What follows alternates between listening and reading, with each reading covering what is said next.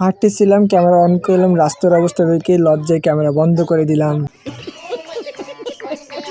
শুরু করতেছি আজকের মিনি ব্লগ। আর এই ব্লগে আমি আপনাদের দেখাবো আমাদের গ্রামের রাস্তার যে কতটা করুণ অবস্থা, যেটা দেখে আপনি কল্পনা করতে পারবেন না। দর্শক, আপনারা যে দৃশ্যটা দেখতে পাচ্ছেন, এটা হলো খুলনা জেলার পাইকগাছা উপজেলার সোলাদানা ইউনিয়নের ভাকুটমারি গ্রামের রাস্তা।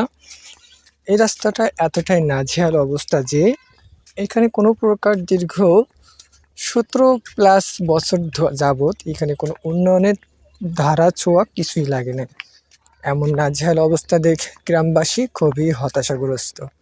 তারা চায় পরিবর্তন, আর এই পরিবর্তন দেখতে চাইলে অবশ্যই আমাদের সবার জায়গা থেকে প্রতিবাদমূলক কণ্ঠ প্রকাশ করতে হবে, তবেই না হয় এমন দৃশ্য পরিবর্তন হওয়া সম্ভব। সঠিক বলেছেন, আপনার বুদ্ধি ভালো। একটা বিশাল পরিমাণ জনবহুল ইউনিয়নের অবদার রাস্তা বা ভেরিবাদ, এমন দৃশ্য আসলেই কল্পনার থেকেও কম নয়। প্রিয় দর্শক, আপনারা দেখতে পাচ্ছেন যে দৃশ্যটা এখন দেখা যাচ্ছে, এটা হলো ভেরিবাদের রাস্তা, যেটা আমার মনে হয় ভিতরে বা বাহিরে যে ঘের বাহজন আছে তাদের রাস্তার থেকেও এটা অনেকটাই ছোট।